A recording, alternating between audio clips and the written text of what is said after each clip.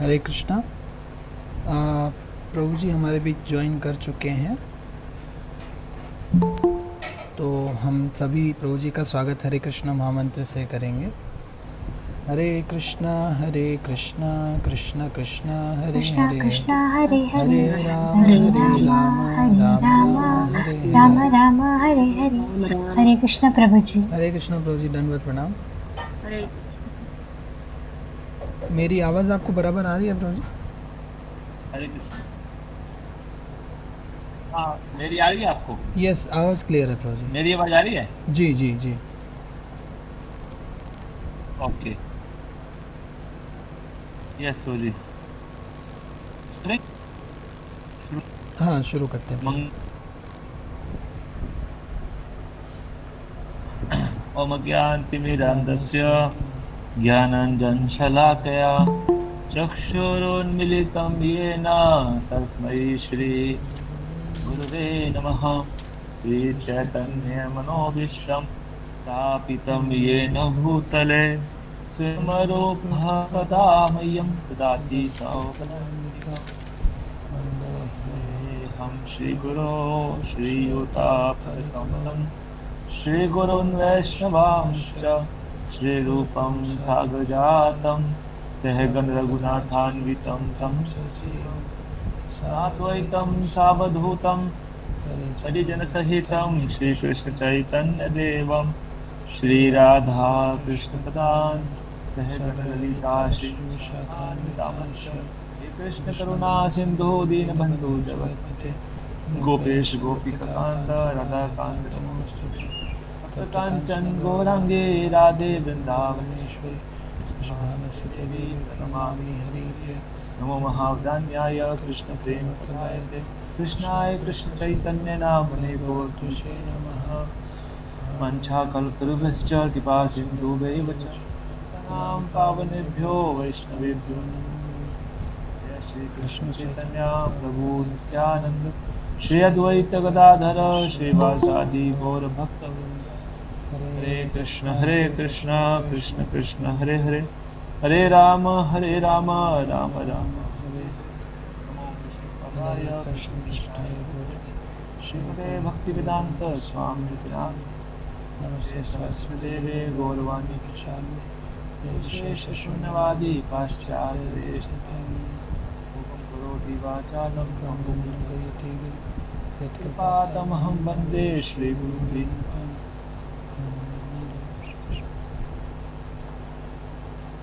हरे कृष्णा। हरे कृष्ण। तो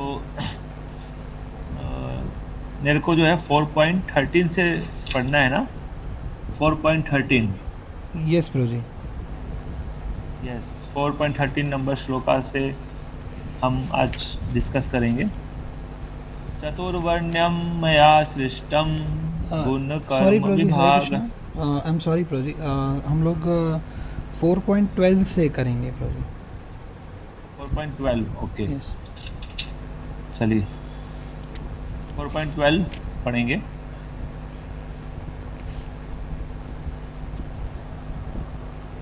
कांक्षन्तः कर्मणां सिद्धिं यजन्त इह देवताः क्षिप्रं हि मानुषे लोके सिद्धिर्भवति कर्मजा। तो इसमें बता रहे हैं भगवान इस संसार में मनुष्य सकाम कर्मों में सिद्धि चाहते हैं, फल स्वरूप वे देवताओं की पूजा करते हैं। निसंदेह इस संसार में मनुष्य को सकाम कर्म का फल शीघ्र प्राप्त होता है। तो ये भगवान बता रहे हैं कि इसे पहले वाले श्लोक में भगवान ने बताया था कि जिस भाव से सारे लोग मेरी शरण ग्रहण करते हैं उसी के अनुरूप मैं उन्हें फल देता हूँ। हे पार्थ, प्रत्येक व्यक्ति सभी प्रकार से मेरे पथ का ही अनुगमन करता है। तो पहले तो भगवान ने बताया कि हमें कृष्ण की शरण में जाना चाहिए, है ना? और कृष्ण की जो शरण ग्रहण करते हैं वो जितने परसेंट जितने भाव से ग्रहण करते हैं उतने ही अनुपात में भगवान उनको रेसिप्रोकेट करते हैं। और ये भी बताया कि प्रत्येक व्यक्ति हर प्रकार से कृष्ण के ही पथ का जो है अनुगमन करता है। कि भगवान अगले इस 16 श्लोक में बता रहे हैं कि ज़्यादातर मनुष्य जो हैं इस संसार में, मनुष्य जो है ज़्यादातर सकाम कर्मों में परफेक्शन को प्राप्त करना चाहते हैं, और इसलिए वो देवी देवताओं की पूजा करने के आदी होते हैं, देवी देवताओं के पास जाते हैं और उनको फल भी मिल जाता है सकाम कर्मों का। तो तात्पर्य में है, इस जगत के देवताओं के विषय में भ्रांत धारणा है और विद्वत्ता का धम करने वाले अल्पज्ञ मनुष्य इन देवताओं को परमेश्वर के विभिन्न रूप मान बैठते हैं। तो अभी जनरली लोगों को पता नहीं है कि देवता और भगवान में क्या अंतर होता है। लोग जो है मानते हैं कि देवी देवताओं भी जो है भगवान के समान है, जैसे दुर्गा देवी भी भगवान को मान लेते हैं, या फिर गणेश जी को भगवान मान लेते हैं, है ना। तो इसी प्रकार से जो है उनके अंदर भ्रांत धारणा है, जबकि ऐसा नहीं है। ये देवता ईश्वर के विभिन्न रूप नहीं होते हैं, किंतु वे ईश्वर के विभिन्न अंश होते हैं। जैसे हम भी भगवान के अंश हैं, उसी प्रकार से देवी देवता भी सारे भगवान के अंश हैं। तो शिव जी को छोड़ के, शिव जी जो है वो अलग हैं, लेकिन उसके अलावा जितने देवी देवता हैं सब के सब जो है क्या होते हैं, जीव होते हैं, जीव तत्व होते हैं। शिव जी का तत्व अलग है, वो जीव भी नहीं है और भगवान भी नहीं है, बीच में है उनका तत्व। लेकिन बाकी सारी देवी देवता जो है वो जीव ही होते हैं एक प्रकार से। ईश्वर तो एक है किंतु अंश अनेक है। वेदों का कथन है नित्यो नित्यानाम, ईश्वर एक है, ईश्वर परम कृष्ण। कृष्ण एकमात्र परमेश्वर है और वे सभी देवताओं को इस भौतिक जगत का प्रबंध करने के लिए, और सभी देवताओं को इस भौतिक जगत का प्रबंध करने के लिए शक्तियाँ प्राप्त है। तो जैसे एक शहर होता है, जैसे प्राइम मिनिस्टर होता है, तो प्राइम मिनिस्टर जो है सबसे बड़ा इसमें होता है राजनीति में। उसके अलावा उनके नीचे बहुत सारे मिनिस्टर्स होते हैं, जैसे कैबिनेट मिनिस्टर होता है, और है ना अलग अलग प्रकार के सीएम होता है, चीफ मिनिस्टर होता है। तो उनको अलग अलग प्रकार की पावर्स दे रखी होती है ताकि वो जो है जनता की जो सुरक्षा कर सके। उसी प्रकार से भगवान ने देवी देवताओं को भी जो है ना पावर्स दे रखी हैं ताकि वो जो है ये जो सृष्टि ब्रह्मांड है ये सुचारू रूप से चल सके। तो इनको हमें गलती नहीं करनी चाहिए भगवान के रूप में मान करके। ये देवता जीवात्माएं हैं जिन्हें विभिन्न मात्रा में शक्तियाँ, भौतिक शक्ति प्राप्त है। ये कभी परमेश्वर, नारायण, विष्णु या कृष्ण के तुल्य नहीं हो सकते। जो व्यक्ति ईश्वर तथा देवताओं के एक स्तर पे सोचता है वह नास्तिक या पाषंडी कहलाता है। तो इसमें बताया गया कि जो ये मानता है कि ईश्वर और देवी देवता एक ही समान है ना, तो वो एक प्रकार से नास्तिक है। भगवत गीता में ये चीज़ पता चल रही है। तो कई लोग बोलते हैं कि है ना, जो भी ये सोचता है कि देवी देवता और भगवान जो है एक ही समान है, तो वो एक प्रकार से नास्तिकता ही है, एक प्रकार से पाषंडी बोला गया उनको। यहाँ तक कि ब्रह्मा तथा शिव जी जैसे बड़े बड़े देवता भी परमेश्वर की समता नहीं कर सकते, है ना। वास्तव में ब्रह्मा और शिव जैसे देवताओं द्वारा भगवान की पूजा की जाती है। शिव विरंची नुतम। तो भी आश्चर्य की बात यह है कि अनेक मूर्ख लोग मनुष्यों के नेताओं की पूजा उन्हें अवतार मानकर करते हैं। तो ये भी एक विचित्र बात है कि आश्चर्य की बात है कि कई सारे लोग ऐसे हैं जो कि मनुष्यों को ही भगवान मान लेते हैं, है ना। नेता, जो मनुष्य के नेता हैं उनको ही, लीडर्स को ही मतलब भगवान के रूप में पूजा करते हैं मान के। यह देवता पद इस संसार के शक्तिशाली मनुष्य देवता के लिए आया है, हाँ, लेकिन नारायण, विष्णु या कृष्ण जैसे भगवान इस संसार के नहीं हैं। तो यह देवता जो ऊपर वाले श्लोक में शब्द आया है, ये बेसिकली इस संसार के, जैसे इस संसार से रिलेटेड जो देवी देवता हैं या कोई शक्तिशाली व्यक्ति है उनके लिए आया है। लेकिन नारायण और विष्णु भगवान और या फिर कृष्ण जो है इस संसार से रिलेटेड नहीं है, वे भौतिक सृष्टि से परे रहने वाले हैं। निर्विशेषवादियों में अग्रणी श्रीपाद शंकराचार्य तक मानते हैं कि नारायण या कृष्ण इस भौतिक सृष्टि से परे हैं, फिर भी मूर्ख लोग देवताओं की पूजा करते हैं क्योंकि वे तत्काल फल चाहते हैं।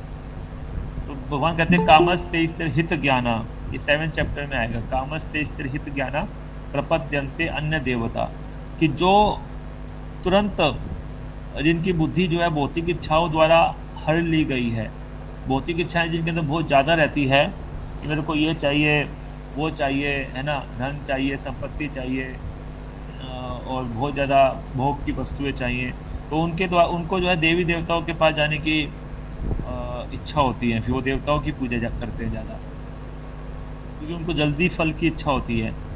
ऐसा नहीं है कि भगवान कृष्ण तुरंत फल नहीं देते हैं, लेकिन भगवान आपको फल तभी प्रदान करते हैं जैसे जब आप जो है वो आपके लिए लाभदायक हो, भगवान तब आपको वो फल प्रदान करेंगे अगर भगवान कृष्ण के पास जाएंगे। जैसे ध्रुव महाराज थे, ध्रुव महाराज बहुत बड़ी इच्छा लेके गए थे कि मेरे को ब्रह्मा जी से बड़ा राज्य चाहिए, तो भगवान कृष्ण के पास गए, वो किसी देवी देवता के पास नहीं गए।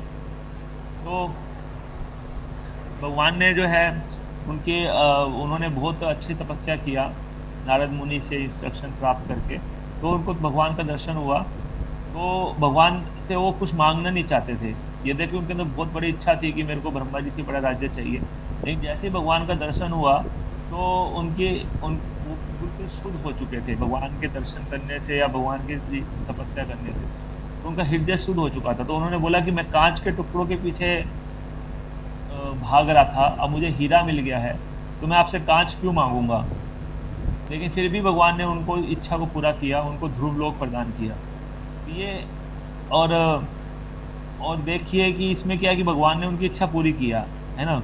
लेकिन भगवान तब इच्छा पूरी करते हैं जब हमारे अंदर भौतिक इच्छा को, भौतिक भोग की इच्छा को खत्म कर देते हैं भगवान, उसके बाद हमको वो वस्तु प्रदान करते हैं ताकि हम उसका दुरुपयोग ना करें, है ना, और हमारा अटैचमेंट जो है वो भगवान से बना रहे। जैसे कि जब सुदामा जी जो है भगवान श्री कृष्ण के पास गए थे, तो वो एक थोड़ा सा चावल लेकर गए थे, तो भगवान ने उन्होंने भगवान से कुछ नहीं मांगा, यद्यपि उनकी पत्नी ने उनको बोला था कि आप जाके कुछ मांग के लाना, लेकिन वो कुछ मांगे नहीं थे। लेकिन पीछे से भगवान ने उनको इतना कुछ बड़ा राजमहल वगैरह सब दे दिया। तो फिर बाद में जो है जब सुदामा ने भगवान से प्रार्थना की है, प्रभु मैं यद्यपि आपने मुझे इतना सब कुछ दिया, लेकिन मेरे को आप कभी माया में मत गिरने देना, मुझे इन सब चीज़ों में आसक्त मत होने देना, मेरे आसक्ति केवल आप में बनी रहे। तो भक्त जो है हमेशा भगवान के प्रति आसक्ति रखना चाहते हैं, कृष्ण के प्रति या कि भौतिक चीज़ों के प्रति, यद्यपि उनके पास सारे ऐश्वर्य होते हैं, भगवान उनको सारा ऐश्वर्य प्रदान कर देते हैं, लेकिन उनको भोग करने की इच्छा नहीं रहती उनके अंदर, उसके अंदर, है ना। तो ये जो है भगवान श्री कृष्ण के जो भक्त होते हैं और एक साधारण देवी देवताओं के भक्तों में अंतर होता है। जैसे देवी देवता के भक्त का उदाहरण लिया जाए, जैसे आप देखिए हिरण्यकशिपु था, ब्रह्मा जी की तपस्या किया उसने, 36,000 साल तपस्या किया और उससे उन्होंने ब्रह्मा जी से वर प्राप्त किया, लेकिन उसके अंदर भौतिक भोग की इच्छा खत्म नहीं हुई, है ना, और उसकी भोग की इच्छा उतनी बनी रही जिसके कारण से वो जो है वो उसका एंजॉय भी नहीं कर पाया वो, है ना, और कोई ब्रह्मा जी का वर उससे बचा भी नहीं पाया। उसी तरह से रावण का उदाहरण है, रावण शिव जी का इतना बड़ा भक्त था और शिव जी का इतना उस तपस्या किया और शिव जी से वरदान प्राप्त किया, लेकिन फिर भी जो है शिव जी रावण को बचा नहीं पाए। कोई भी देवी देवता का जो फल मिलता है देवी देवता की पूजा करने से वो क्षणिक होता है, वो हमेशा के लिए नहीं रहता हमारे साथ, और ना ही वो फल जो है हमको क्या कर सकता है, संतुष्ट कर सकता है, हम उस फल को से संतुष्ट भी नहीं हो पाएंगे और हमारा शुद्धिकरण भी नहीं होगा। लेकिन भगवान के पास जाने में ये फ़ायदा है कि भगवान से हमको फल भी मिल जाएगा और साथ साथ में हमारा शुद्धिकरण भी हो जाएगा और फिर अंततः हम जो है जीवन के लक्ष्य को भी प्राप्त कर जाएंगे। तो ये भगवान के पास जाने में जो है फ़ायदा है, क्योंकि भगवान एक पिता के समान है और पिता जो है जैसे अपने बच्चे को वही चीज़ देता है जो उसके फ़ायदे के लिए है और ऐसी कोई चीज़ नहीं देता जिसमें उसका फ़ायदा नहीं है। तो इसी प्रकार से भगवान है। तो इस प्रकार से यहाँ पे बता रहे हैं कि उन्हें फल, देवी देवताओं की जो पूजा करने वाले उन्हें फल मिलता भी है, किंतु वे यह नहीं जानते कि ऐसे फल क्षणिक होते हैं और अल्पज्ञ मनुष्यों के लिए है, जिनकी बुद्धि बहुत कम है, ऐसे मनुष्यों के लिए ये फल होते हैं जो देवी देवताओं के द्वारा दिए जाते हैं, ये हमेशा नहीं रहते हैं। बुद्धिमान व्यक्ति कृष्ण भावनामृत में स्थित रहता है, उसे किसी तत्काल क्षणिक लाभ के लिए किसी तुच्छ देवता की पूजा करने की आवश्यकता नहीं रहती। ये भगवान के भक्तों के बारे में बता रहे हैं कि जैसे मैंने बताया ध्रुव महाराज का उदाहरण दिया मैंने, है ना, उसी प्रकार से जो है आप देख सकते हैं कि वो जो है भगवान की पूजा करने की आवश्यकता नहीं रहती। तब उनको जो है किसी तुच्छ देवता की पूजा करने की आवश्यकता नहीं रहती। अब विभीषण का उदाहरण ले सकते हैं। विभीषण जो था वो राम जी से उन्होंने शरण ग्रहण किया। तो विभीषण ने यद्यपि कुछ भी प्रयास नहीं किया, है ना, भौतिक इच्छा नहीं थी उनके अंदर एंजॉयमेंट करने की, लेकिन फिर भी राम जी ने उनको लंका का राजा बना दिया। और जो ओरिजिनल लंका के लिए इतना मेहनत किया था रावण, उसको भगवान ने हटा दिया वहां से, है ना। तो कहने का मतलब है कि भगवान जिनके अंदर भौतिक इच्छा नहीं होती है ना, तो उसको भगवान सारा ऐश्वर्य देने को तैयार है। जैसे हम भारत में भी देखते हैं कि दुर्योधन जो है वो चाहता था कि मेरे को सारा राज्य मिल जाए, है ना, लेकिन भगवान ने दुर्योधन को हटा दिया, है ना, और युधिष्ठिर को राजा बनाया, क्योंकि युधिष्ठिर महाराज के अंदर भौतिक भोग करने की इच्छा नहीं थी। तो कहने का मतलब है कि जब हमारे अंदर भौतिक भोग करने की इच्छा नहीं होती है, उसके बाद हम भगवान से कुछ मांगेंगे तो भगवान हमको कोई भी चीज देने को रेडी है। गोपाल कहते थे Krishna can give you whole world in 18 days, but are you qualified. मतलब हमें पहले क्वालिफाइड बनना चाहिए। हमें कोई भी भौतिक पद प्रतिष्ठा प्राप्त करने की इच्छा रहती है, लेकिन हम अपने आप क्वालिफाइड नहीं बनाना चाहते। तो हमारे फर्स्ट हमको क्वालिफिकेशन अर्जित करने की जरूरत है, और पद के पीछे नहीं भागना चाहिए। Already Krishna is ready to give us everything, but हमारे अंदर वो क्वालिफिकेशन होने की आवश्यकता है। इस संसार के देवता तथा उनके पूजक इस संसार के संहार के साथ ही विनष्ट हो जाएंगे। देवताओं के वरदान भी भौतिक तथा क्षणिक होते हैं। यह भौतिक संसार है, इसके निवासी जिनमें देवता तथा उनके पूजक भी सम्मिलित हैं, विराट सागर के बुलबुलों के समान है। विराट सागर में बुलबुलों के समान है। तो ये जो जितने भी भौतिक संसार है उसके में जितने लोग हैं, देवी देवता भी जो है, ये एक बुलबुलों के समान इनका जीवन है। किंतु इस संसार में मानव समाज क्षणिक वस्तुओं जैसे संपत्ति, परिवार और भोग की सामग्री के पीछे पागल रहता है।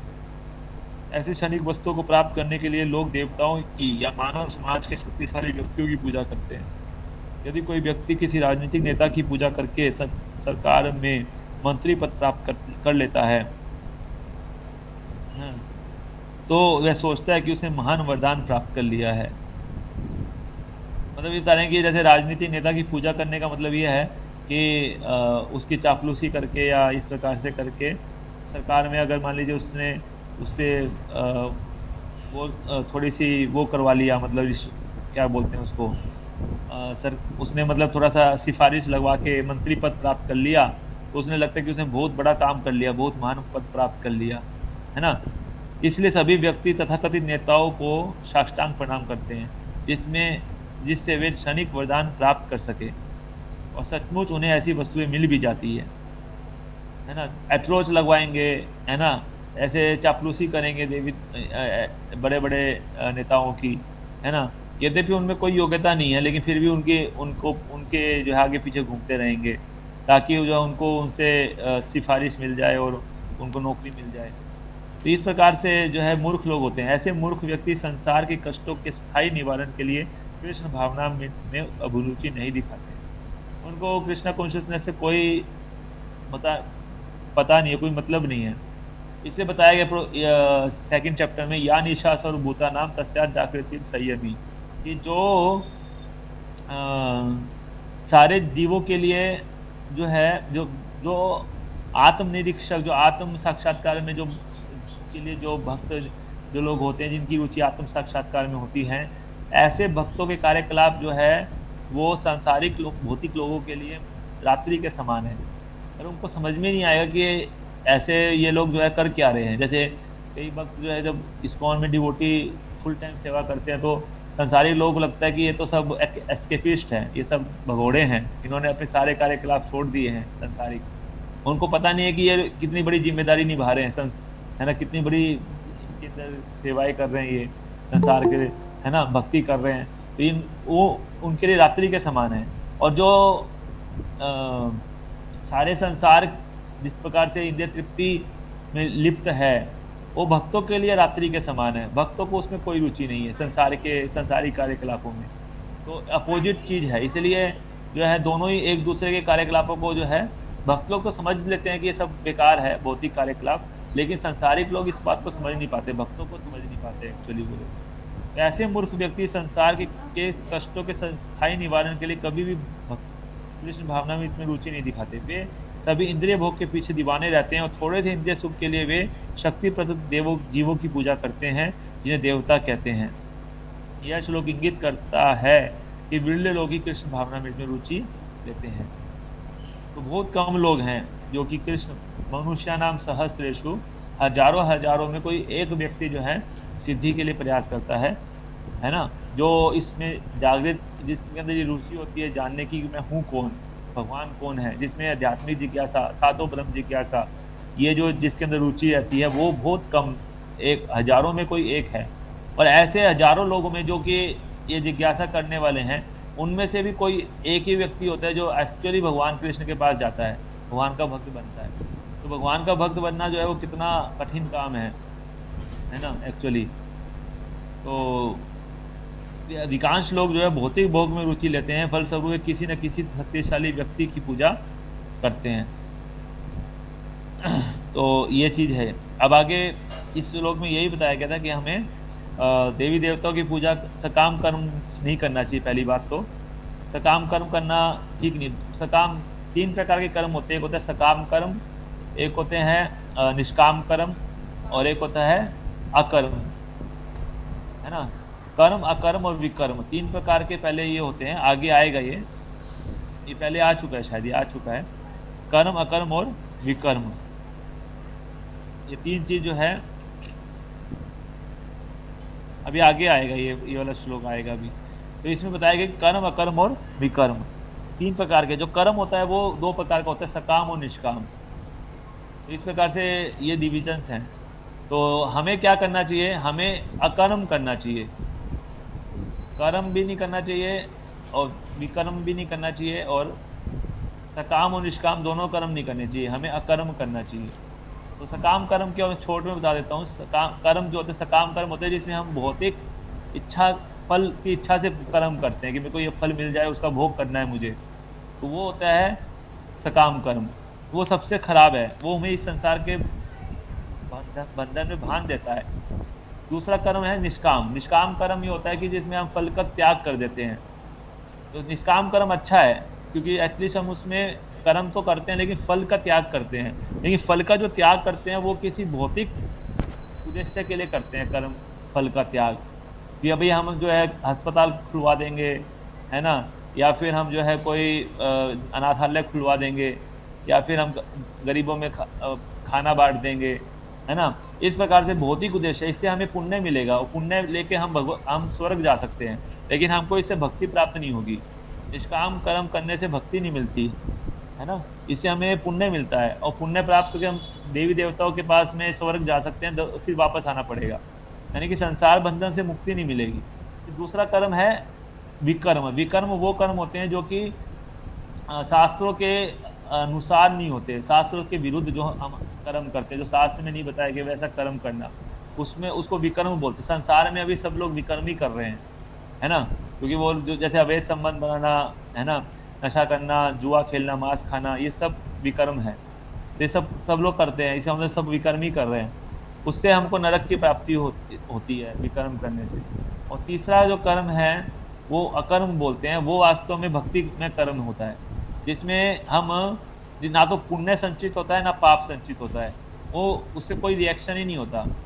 वो कर्म होता है जब हम भगवान की प्रसन्नता के लिए कार्य करते हैं, है ना, ओनली फॉर कृष्णा। मतलब हम फल का भी त्याग करेंगे तो कृष्णा के लिए करते हैं। मतलब हम अगर पैसा भी अगर डोनेशन देंगे तो मंदिर में ही देंगे, कृष्णा के मंदिर में, इस्कॉन में डोनेशन देंगे, रादर देन हम किसी जो है इधर उधर अनाथालय खुलवाएंगे या इधर उधर कुछ नहीं करेंगे। मतलब हम जो भी फल का त्याग है वो कृष्ण की प्रसन्नता के लिए करते हैं, कृष्ण के लिए करते हैं, दैट इज कॉल्ड अकर्म।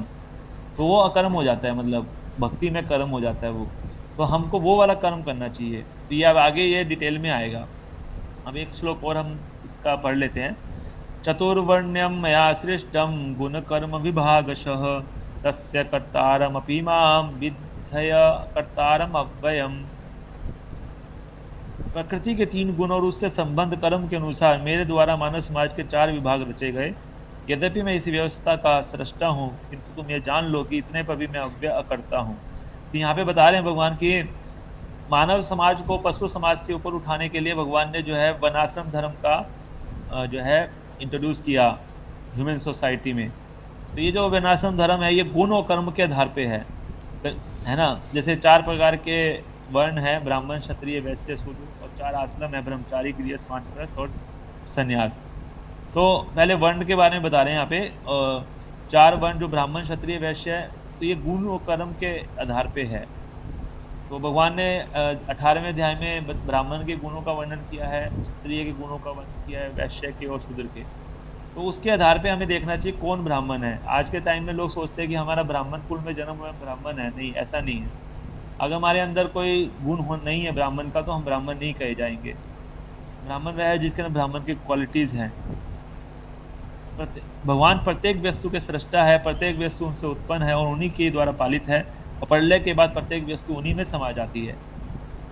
अतः वे ही वनाश्रम व्यवस्था के सृष्टा है, जिसमें सर्वप्रथम बुद्धिमान मनुष्यों का वर्ग आता है, जो सतुगुणी होने के कारण ब्राह्मण कहलाते हैं। तो ब्राह्मण का कार्य जो होता है वो ब्राह्मण का काम होता है कि आध्यात्मिक ज्ञान का प्रचार करना, है ना।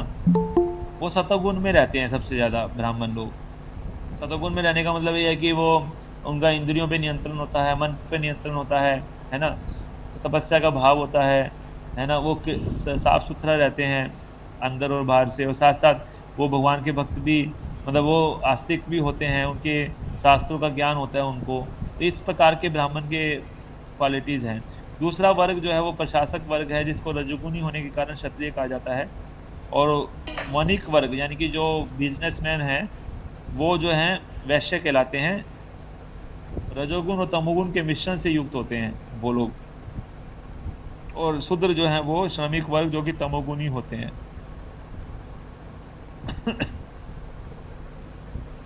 मानव समाज के इन 4 विभागों की सृष्टि करने पर भी भगवान कृष्ण इनमें से किसी विभाग में नहीं आते, क्योंकि वे उन बद्ध जीवों में से नहीं हैं जिनका एक अंश मानव समाज के रूप में है। तो बद्धजीव नहीं है भगवान कोई, है ना। भगवान इन तीनों वर्णों में से किसी में नहीं आते हैं। नहीं तो भी बोल देते कि हाँ कृष्ण क्षत्रिय के रूप में आए, लेकिन वो ऐसे बोल देते हैं हम बोलने के लिए, लेकिन भगवान कोई क्षत्रिय नहीं है ना। किसी भी वर्ण में नहीं आते भगवान। मानव समाज भी किसी अन्य पशु समाज के तुल्य है, किंतु मनुष्य को पशु स्तर से ऊपर उठाने के लिए ही उपयुक्त वर्णाश्रम की रचना की गई, जिससे क्रमिक रूप से कृष्ण भावनामृत विकसित हो सके। मतलब ग्रेजुअल एडवांसमेंट हो सके कृष्णा कॉन्शियसनेस में, इसलिए ये वर्णाश्रम बनाया भगवान ने। और कोई अब आज के समाज में देखते हैं हम कि पशु समाज कि भाई वो जो हैं कोई वर्णाश्रम फॉलो नहीं करता। ब्राह्मण के गुण नहीं है उसमें, क्षत्रियों में क्षत्रियों के गुण नहीं है। जो प्रशासनिक वर्ग है, आज के राजनेता है, वो क्षत्रिय होने चाहिए, लेकिन उनके अंदर क्षत्रियों की कोई क्वालिटी नहीं है ना। अब वैसे लोग बिजनेसमैन करते हैं लेकिन चोरी करके करते हैं बिजनेस, है ना। तो इस प्रकार से वो वैसे भी नहीं कहे जाएंगे प्रॉपर, है ना। और शूद्र भी कोई नहीं मिलेगा आपको। जो शूद्र क्या होते हैं, जो कि ब्राह्मण, वैश्य और इनकी सेवा करते हैं, जो वो शूद्र हैं। लेकिन शूद्र तो सब हैं, हम सभी शूद्र हैं, लेकिन शूद्र भी जो हैं, शूद्र का जो कार्य है वो कार्य भी हम सही से नहीं करते हैं एक्चुअल में, है ना। तो इस प्रकार से एक प्रकार से पूरा समाज जो है पशु समाज के तुल्य ही है ना। और वर्णाश्रम फॉलो करने के बाद ही हम जो है पशु से मनुष्य बनेंगे। तो इसमें किसी विशेष व्यक्ति की किसी कार्य के प्रति प्रवृत्ति का निर्धारण उसके द्वारा अर्जित प्रकृति के गुणों द्वारा किया जाता है।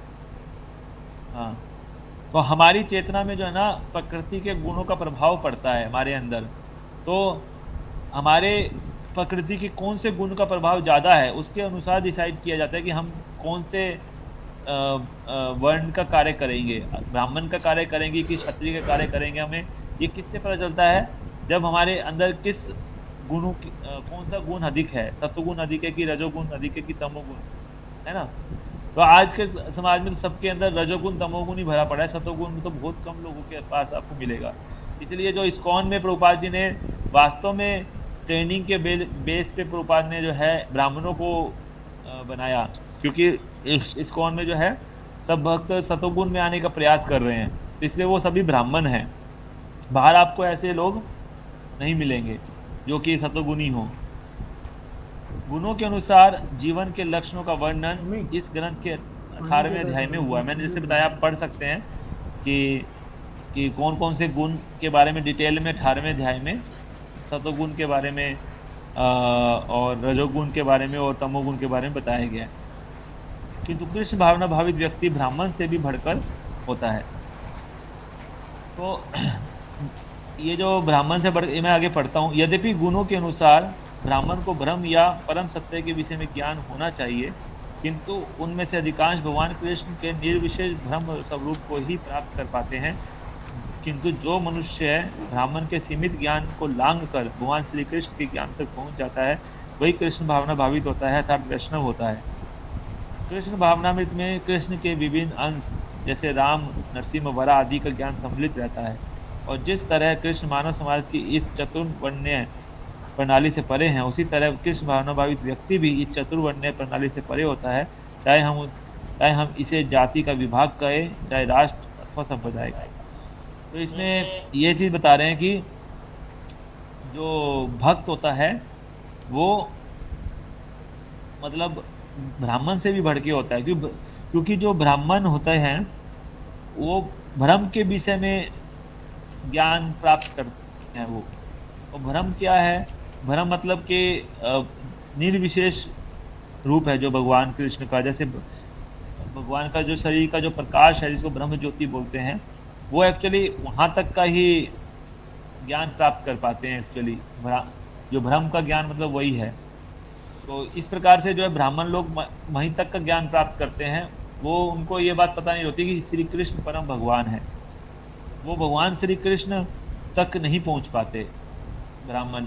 जनरली जो भगवान श्री कृष्ण तक पहुंच गया वो ब्राह्मण की बजाय वैष्णव बन जाएगा, वो फिर वैष्णव होता है। जैसे इस्कॉन में जितने डिवोटीज हैं वो ब्राह्मणों से भी ऊपर है, क्योंकि एक्चुअली उन्होंने वो कृष्ण तक का ज्ञान प्राप्त कर लिया। उन्होंने समझ लिया कि कृष्ण परम भगवान है, तो इसलिए वो ब्राह्मण से भी बढ़ के हो गए, है ना। तो 3 प्रकार का रियलाइजेशन होता है। एक ब्रह्म साक्षात्कार होता है जो कि निराकार ब्रह्म का साक्षात्कार। दूसरा परमात्मा का साक्षात्कार होता है जो कि योगी जिसका ध्यान करते हैं परमात्मा का साक्षात्कार करते हैं। और जो भक्त लोग होते हैं वो भगवान का साक्षात्कार करते हैं। तो 3 लोग हो गए, ज्ञानी, योगी और भक्त। ज्ञानी जो होते हैं वो ब्रह्म के पीछे पागल रहते हैं, निराकार ब्रह्म के पीछे, है ना। उनमें ब्राह्मण भी काउंट हो गए। और जो ज्ञानी है, ध्यान करने वाले योगी है, वो जो है बेसिकली परमात्मा के पीछे पागल रहते हैं, है ना। उनका लक्ष्य है परमात्मा को प्राप्त करना या योग सिद्धि प्राप्त करना, उनका लक्ष्य रहता है ना। जैसे आजकल बहुत सारे ऐसे योग सिद्धि वाले बाबा भी हैं जो योग सिद्धि का प्रयोग करके जो है लोगों को आकर्षित करते हैं, है ना। और इतनी सारी भीड़ इकट्ठा कर लेते हैं। तो ये सभी जो है वास्तव में योगी कहे जाएंगे, भक्त नहीं कहे जाएंगे, है ना। भक्त जो है वो ये योग सिद्धि के चक्कर में नहीं पड़ते। उनका लक्ष्य जो है योग सिद्धि प्राप्त करना नहीं रहता है ना।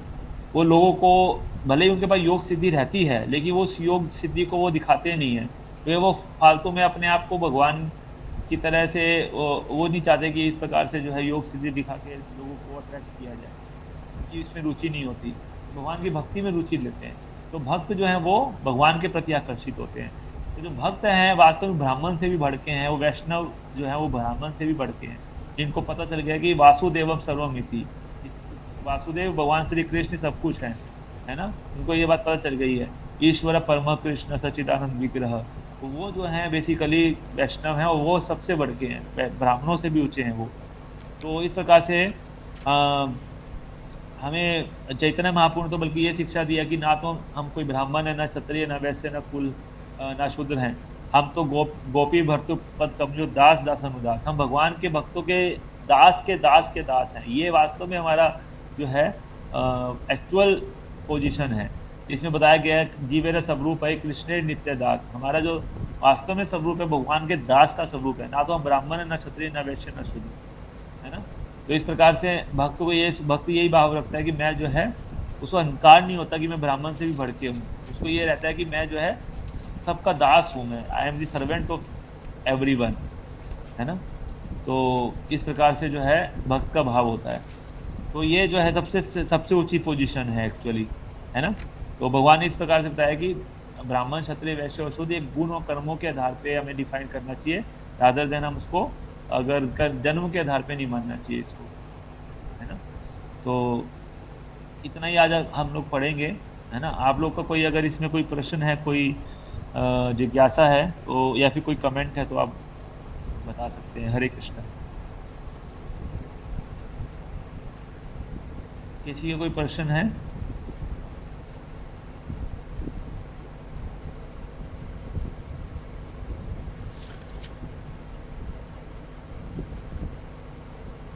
हरे कृष्णा। आप में से किसी भी भक्त का कोई भी प्रश्न है तो कृपया अनम्यूट करके प्रभु जी से डायरेक्ट पूछ सकते हैं आप।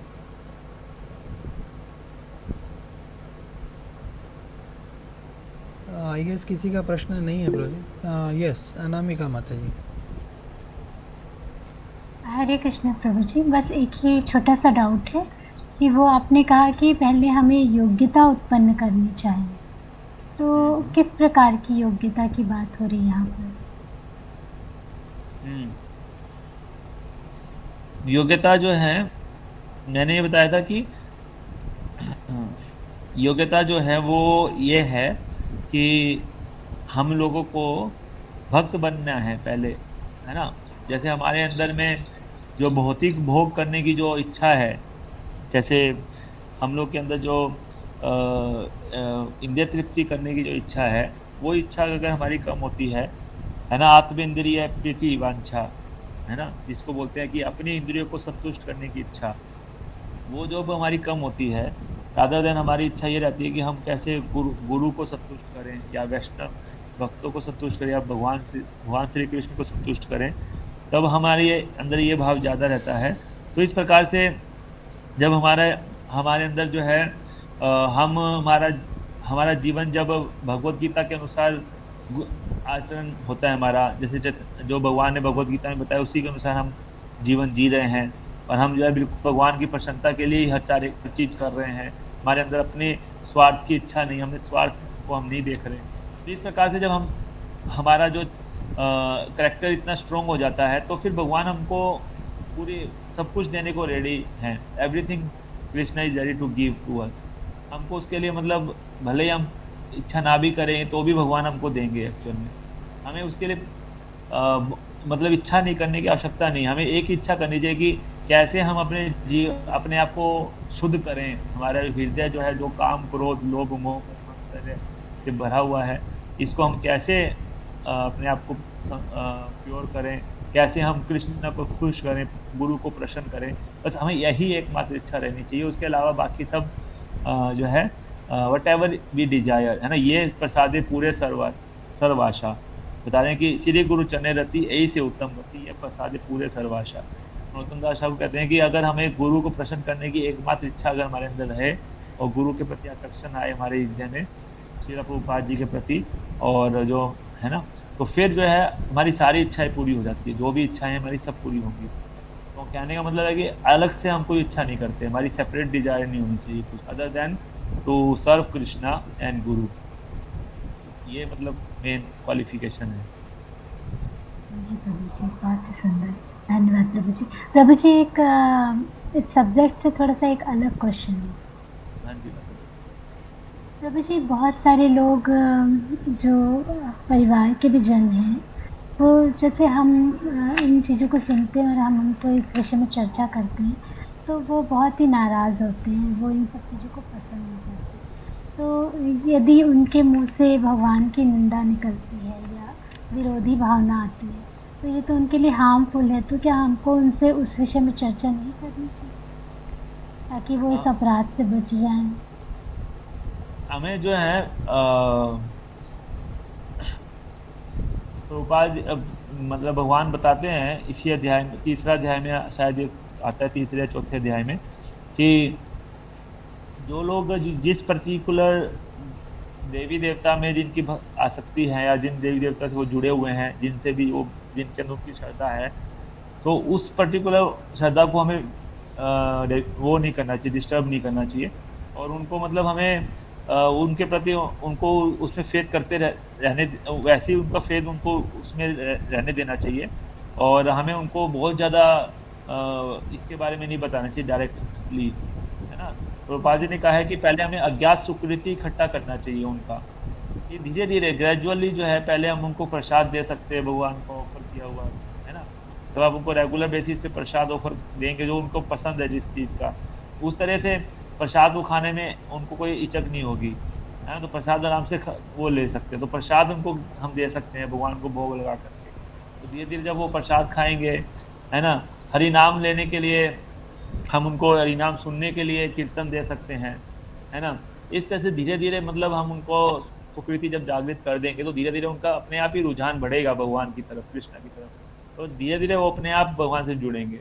हम उनको डायरेक्टली अगर हम उनको ये सब हाईएस्ट फिलॉसफी बताएँगे, है ना? तो वो उतना पचा नहीं पाएँगे उसको, और वो उसमें फिर अपराध करेंगे भगवान के प्रति। इसलिए हम लोग को जो है मतलब डायरेक्ट फिलॉसफी ना, इसलिए 9 प्रकार के अपराध, 10 अपराधों में एक अपराध है कि श्रद्धालु को कृष्ण नाम की महिमा का बखान करना। तो जिसके अंदर श्रद्धा नहीं है कृष्ण के लिए, उसको डायरेक्टली कृष्ण के बारे में बताने के बजाय हम उनको फटाफट पहले उनको प्रसाद दे सकते हैं। पहले प्रसाद खिलाइए, उनको थोड़ा बहुत हरि नाम सुना दीजिए। उनके जो जिसमें उनकी रुचि है वो काम में उनको पहले मतलब उनको डांस करने में रुचि है, तो ऐसे किसी प्रोग्राम में लेके जाइए जिसमें वो डांस कर सके। तो इस तरह से हम जिस चीज़ में उनका रुचि है वो उस तरह से उनको देना है, मतलब Krishna consciousness rather than direct देना है। डायरेक्टली देना नहीं चाहिए। तो ग्रेजुअली उनका इंटरेस्ट बनेगा, तो ग्रेजुअली वो अपने आप एक्सेप्ट करेंगे चीज़ों को।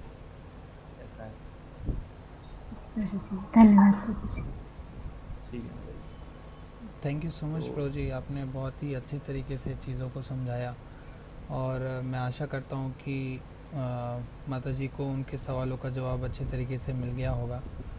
तो आपका बहुत बहुत धन्यवाद प्रभु जी कि आपने अपने महत्वपूर्ण समय में से हमें समय दिया और भगवद गीता के इन 2 श्लोकों को बहुत अच्छे से समझाया। हम बहुत ही आपके मतलब थैंक यू बोलना चाहते हैं हृदय से कि आपने इतना महत्वपूर्ण समय में दिया। हम भविष्य में भी आशा करते हैं आपका संग हमें मिलता रहेगा। तो यस प्रभु जी, आप जब कभी बुलाएंगे तो हम मुझे भी आप लोगों के संग में भगवद गीता पढ़ने का मौका मिलेगा। Thank you so much. Thank you so much. Hare Krishna. Hare Krishna. Hare Krishna. तो हम प्रभु जी का धन्यवाद हरे कृष्ण महामंत्र से करेंगे। हरे कृष्णा कृष्णा कृष्णा हरे हरे, हरे राम हरे राम राम राम हरे कृष्णा। प्रभु जी धन्यवाद प्रणाम। Thank you so much. Thank you so much. आप सभी भक्तों का बहुत बहुत धन्यवाद कि आप सभी जुड़े रहे। हरे कृष्णा। जगत गुरु श्रील प्रभुपाद की जय।